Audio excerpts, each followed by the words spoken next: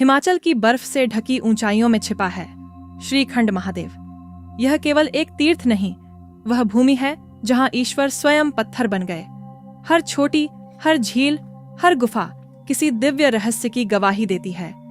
श्रीखंड महादेव न केवल एक तीर्थ, न केवल एक शिवलिंग, यह एक ऐसी चोटी है जहां ईश्वर ने स्वयं को छुपा लिया, जहां शिव ने त्याग किया, पार्वती ने प्रेम बहाया और विष्णु ने धर्म की रक्षा की।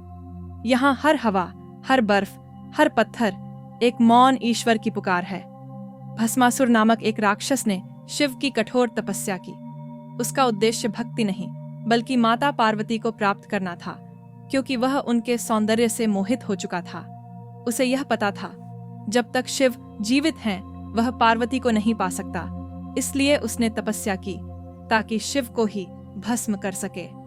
भोलेनाथ शिव ने अपने सरल स्वभाव के कारण उसे वरदान दे दिया, जिससे वह किसी के सिर पर हाथ रखे तो वह भस्म हो जाए।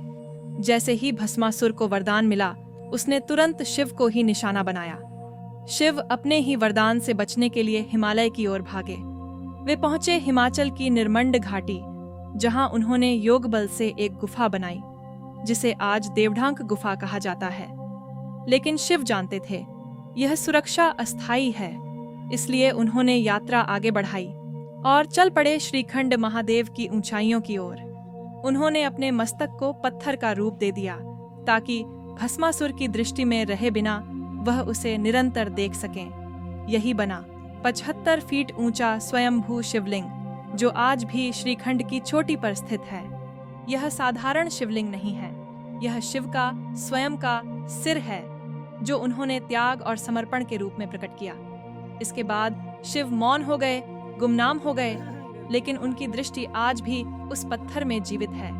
जब माता पार्वती को शिव के लुप्त होने का ज्ञान हुआ, उनका हृदय पीड़ा से भर गया। उनकी आंखों से अश्रु बहने लगे और उन्हीं आंसुओं से बनी एक झील, नयन सरोवर कहते हैं, इस जल में पार्वती के प्रेम और ऊर्जा समाहित है। इसे आंखों में लगाने से नेत्र रोग समाप्त हो जाते हैं। पार्वती के विलाप से देवलोक भी कांप उठा। विष्णु ने मोहिनी रूप धारण किया, जिसका सौंदर्य देख भस्मासुर मोहित हो गया। मोहिनी ने उसे नृत्य में उलझा दिया और उसने हर मुद्रा की नकल की।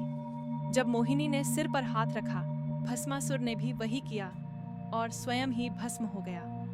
जिस स्थान पर यह घटना हुई, वहां की धरती आज भी लाल जल से भरी है। उसे कहते हैं भीम द्वारी। समय बीता। जब पांडव स्वर्ग की ओर प्रस्थान कर रहे थे, उन्होंने भी श्रीखंड का यही मार्ग चुना। भीम ने सीढ़ियां बनाई, लेकिन सूर्योदय से पहले एक सीढ़ी अधूरी रह गई और वे स्वर्ग नहीं पहुंच सके। आज भी वहां विशाल शिला है, भीम बही, जिस पर एक रहस्यमयी लिपि खुदी हुई है, जिसे आज तक कोई नहीं पढ़ सका। श्रीखंड महादेव न सिर्फ एक मंदिर है, न सिर्फ एक शिवलिंग, यह एक समर्पण की चोटी है, जहां शिव ने स्वयं को गुम कर दिया, पार्वती ने अपना हृदय बहा दिया और विष्णु ने धर्म की रक्षा का व्रत निभाया। ओम नमः शिवाय। इस मंत्र की गूंज वहां आज भी बर्फ में घुली है, वहीं जहां शिव अब भी मौन है, एक पत्थर की तरह। अगली वीडियो में खुलेंगे ऐसे राज, जिन्हें सुनकर आपका दिल दहला जाएगा।